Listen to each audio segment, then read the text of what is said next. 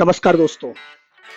अगर विंडोज 11 के सबसे नए अपडेट यानी कि 24H2 के इंस्टॉल होने के बाद आपको भारतीय लिपियों में टाइप करने में कोई दिक्कत आ रही है, खास तौर पर अगर आप फोनेटिक कीबोर्ड का प्रयोग करते थे, तो उस समस्या का समाधान अब हो गया है।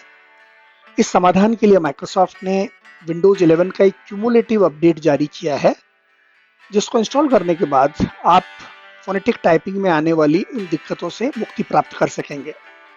धन्यवाद।